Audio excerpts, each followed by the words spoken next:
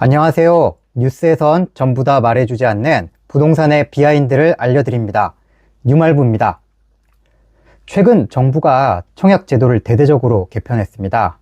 이미 소식을 듣고 청약에 대해서도 관심을 가져야겠다 하는 분들도 많으실 것 같은데요. 오늘 영상을 시청하시는 분들께는 청약제도가 어떻게 개편됐는지랑 뉴스에서 말해주지 않은 청약시장의 맹점 3가지 그리고 그 대응법에 대해서 알려드리겠습니다. 그럼 오늘의 주제 시작합니다. 정부가 3월 25일부터 청약제도를 대대적으로 개편했습니다. 한마디로 얘기하면 그동안 청약시장의 고질적인 문제였던 결혼 페널티를 없애고 결혼 메리트가 될 수 있게 바꾼 건데요.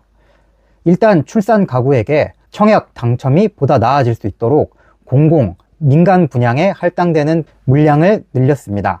여기다 소득, 자산 요건과 같은 기준점도 좀 더 완화시켰고요. 혼인에 따른 불이익도 싹 걷어냈습니다. 우선 맞벌이 가정의 소득 기준을 1억 6천만 원까지 확대했어요. 기존에는 1억 2천만 원이었는데 물론 이게 작은 금액이 아니긴 하지만 남편이나 아내 중에서 대기업을 다니는 사람이 한 명이라도 있으면 1억 2천만 원을 넘기는 경우가 대부분이라서 기준이 너무 낮다 이런 비판들이 많았었죠. 이 부분을 좀 더 현실화 시켜줬고요. 혼인 전에 배우자의 당첨 이력, 주택 소유 경력 때문에 특공 자격이 같이 박탈됐던 게 해소됐고요. 또 부부가 동시에 청약을 넣었다가 같이 당첨이 되면은 둘 다 이건 부적격이다. 이런 말도 안 되는 것들 다 개편했습니다. 혼인에 대한 인센티브도 늘렸어요. 배우자 통장 기간 50%를 합산해서 최대 3점 가점 주는 거랑, 이게 청약 해보신 분들은 잘 알겠지만 3점은 꽤 큰 겁니다. 그리고 다자녀 특공 자격에서 자녀 수 3명 이상이었던 거를 2명 이상으로 바꾼 거. 자녀가 3명인 분들은 당연히 이런 혜택을 누리시는 게 마땅하긴 합니다만, 요즘에는 워낙에 이게 2명도 귀하다 보니까 다자녀 특공 기회라도 이 유인책으로 좀 제공을 해서 출산을 장려해 보겠다 이런 의도로 해석이 되고요. 그리고 공공 분양에서 추첨도 신설한다, 이런 게 있습니다. 이렇게 살펴보면 2030에게 청약이 좀 유리해지도록 제도를 개편한 건 확실해 보입니다. 그동안은 결혼하면 이게 오히려 불리해지니까 결혼을 해놓고도 혼인신고를 못하는 사람이 꽤나 많았거든요. 너무나 늦었지만 지금이라도 정부가 정신을 차린 게 다행이기는 합니다. 자, 그런데 이제 진짜 오늘의 주제가 나오죠. 청약 당첨 확률이 높아졌으면 이제 청약이 정답인 거 아니냐, 이렇게 생각하시는 분들 많으실 텐데 여기엔 함정이 있습니다. 청약 당첨 확률은 높아졌지만 2030 세대로 하여금 청약에 도전하지 못하게 만드는 여러 가지 문제점들이 아직 여전히 남아있기 때문이죠. 우선 돈 문제입니다. 대출 기준이 아직도 너무나 빡빡해요. 전 이번에 청약제도 개편 보도자료 나왔을 때 이게 빠진 게 너무나 좀 아쉽고 이게 맞는 건가 싶은 생각을 개인적으로 했어요. 아니, 청약제도는 손질을 했는데 대출 규제가 여전히 그대로 머물고 있으니까 이래서 맞나, 반쪽짜리 아닌가, 그런 생각이 들더라고요. 아까 청약제도 개편할 때 맞벌이 가정 소득 기준을 1억 6천만 원까지 늘려줬는데 이제 이게 대출을 받으려고 하다 보면은 부부 합산 연소득이 1억 3천만 원 이하로 그대로 남아 있어요. 그것도 이게 신생아 특례 디딤돌 대출이니까 애가 생기거나 있을 경우에만 적용이 되는 거죠. 신혼부부 전용 구입자금은 부부 합산 연소득이 8,500만 원 이하여야 됩니다. 금리도 더 높고요. 대출 한도 부분에서도 좀 안타까운데 신생아 특례 대출이 최대 5억 원, 신혼부부 대출이 최대 4억 원인데 요즘 집값 생각하면 너무 적다는 평가가 사실 나오죠. 실제로 요즘 집값이 어떻습니까? 직방이 전국 분양단지 분양가를 분석한 결과에 따르면 올해 1, 2월 평당 분양가는 2,418만 원으로 2,334만 원이었던 작년에 비해서 19%가량 높은 것으로 집계됐습니다. 수도권은 평당 2,964만 원으로 작년보다 25% 올랐고요. 지방은 평당 1,938만 원으로 18% 올랐습니다. 이게 딱 돈으로 계산을 해보면은 수도권에서 아파트 한 채를 분양받으려면 10억 5,376만 원이 지방에선 6억 5,999만 원이 들었습니다. 특히 서울은 좀 진짜 미쳤다고 할 수 있는데 올해 서울 분양단지의 평당 분양가는 6,855만 원, 아파트 한 채당 분양가는 25억 9,961만 원, 지난해 대비 각각 86%, 170%가량 높았습니다. 듣고도 조금 이상하다 싶으시죠? 이게 좀 통계의 함정이에요. 물론 서울 통계가 이렇게 나온 게 올해 1월달, 2월달에 좀 고가 분양 단지가 많이 나왔었거든요. 1월달에는 평당 1억 3,770만 원인 포제스 한강이 분양 나왔었고, 그리고 강남의 신반포 4지구 재건축 단지죠. 메이플자이도 평당 분양가 한 6,831만 원에 분양을 하면서 이 가격대 자체가 평균치가 많이 끌어올린 게 있습니다. 근데 그렇다고 해서 얘네들 분양이 안 된 건 아니거든요. 메이플자이 같은 경우에는 1순위에서 442대 1, 포제스 한강은 10대 1 정도로 무리 없이 흥행에 성공을 했습니다. 결국 이렇다 보니까 아무리 청약 당첨될 기회를 준다고 해봤자 상대적으로 현금 여력이 부족한 2030 세대한테는 기회가 잘 돌아오지 않을 수밖에 없어집니다. 일부 현금 부자들에게만 기회가 돌아가는 일종의 그림의 떡이 될 수밖에 없다. 그런 구조가 되는 거죠. 그렇다고 해서 기회가 자주 오기는 할까? 설령 돈 좀 있다고 하더라도 앞으로 청약으로 나올 수 있는 물량 자체가 점점 줄어들 예정입니다. 예를 들어서 한번 생각해 볼게요. 여러분은 청약 경쟁률 10대 2인 거를 2번 넣는 게 당첨 확률이 높아질까요? 아니면은 청약 경쟁률이 한 10대 1인 거를 한 5번 정도 넣는 게 당첨 확률이 높다고 생각을 하시나요? 당연히 후자죠. 무엇보다 청약은 이게 신청하는데 뭐 돈이 든다거나 하는 게 아니잖아요.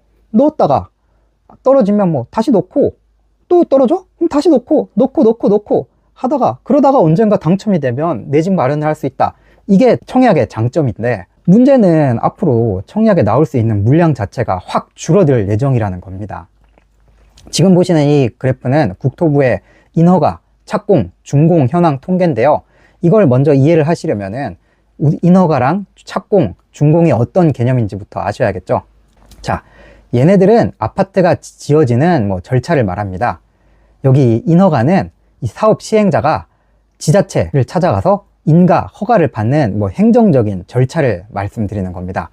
내가 아파트 30층짜리 1000가구 되는 거를 짓겠어요. 이러이러하고 용적률은 몇 %로 하고 임대는 어떻게 넣고 가구는 어떻게 만들고 어쩌고저쩌고 막 해서 이렇게 허가해 주세요 하면은 이제 구청이나 지청 같은 지자체에서는 이걸 받아서 검토를 해 주거든요. 아, 높이가 이 정도면 옆에 단지랑 이제 햇빛을 가릴 수 있겠다. 조망권 문제도 있고 어떻고 주변에 학교는 있어야 되고 어쩌고저쩌고 이렇게 검토를 해가지고, 이거 은근 쉽지 않은 문제예요.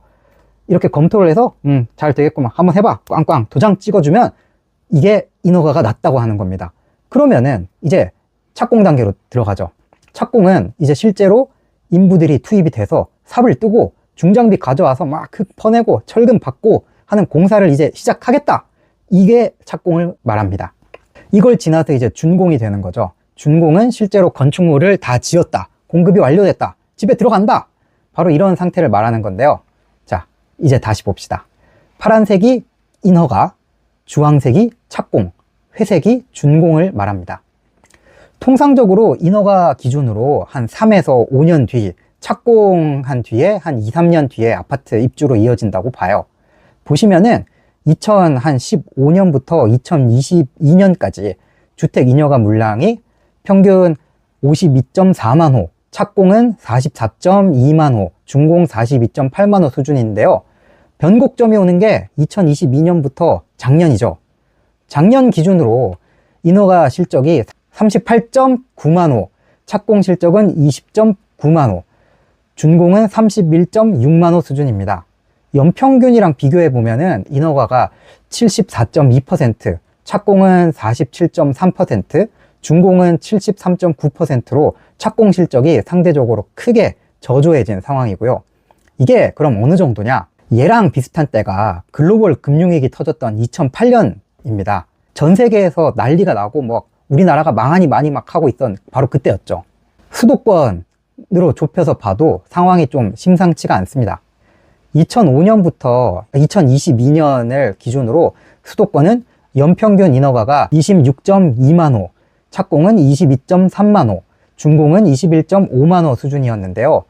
작년 기준 수도권 인허가 실적이 18만 호로 연평균 대기 69%, 착공은 10.5만 호로 47.2%, 준공 실적은 17.7만 호로 82.2% 수준인데 이 착공이 역대 최저 수준까지 왔어요. 대망의 서울입니다. 서울은 정말 작살이 났다고 보면 됩니다. 평소에 서울 주택 공급이 연평균 인허가가 6.8만 호, 착공이 6.3만 호, 준공이 6.5만 호 수준이었는데요. 작년 기준으로 서울 인허가 실적은 2.6만 호로 연평균 대비 37.5%, 착공 실적은 2.1만 호로 32.7%, 준공 실적은 2.7만 호로 42.1% 수준입니다. 평균치의 절반도 안 되고 3분의 1 토막 조금 넘는 그런 수준이에요. 모든 지표가 이렇게 한꺼번에 이 정도로 하향세를 보인 거는 이번이 처음입니다. 문제가 여기서 끝이 아니죠. 예전에는 인허가랑 착공 사이엔 지연되는 경우가 별로 없었는데 요즘엔 착공까지 가는 것도 결코 쉽지 않습니다. 건설 경기가 나빠지면서 공사비가 오르다 보니까 건설사들이 낮아빠지고요. 건설사들이 돈을 올려달라고 하죠. 그러다 보니까 착공이 안 되는 현장이 갈수록 많아지고 있어요. 겨우겨우 착공을 시켜놔도 중간에 돈 더 달라면서 아예 올스톱 해버리는 경우도 심심찮게 나오고 있습니다. 이런 이슈가 나올수록 공급은 자꾸 미뤄지게 되는 거고요. 결국 이렇게 분쟁이 많아지다 보니까 비용이 다 어떻게 됩니까? 사업 시행자들도 믿고 장사할 수는 없잖아요. 이 비용들 전부 다 소비자한테 전가시키게 되죠. 아예 강남이나 용산 같은 무조건 소위 잘 되는 지역, 이런 데는 분양가 상한제 걸려서 로또 분양, 남 좋은 일 시키느니 후분양 해버릴게 하고 더 비싼 가격으로 후분양 해버립니다. 이러면 어떻게 되나요? 2030이 들어갈 자리는 더 없어지게 되는 겁니다. 그럼 아예 희망이 없을까?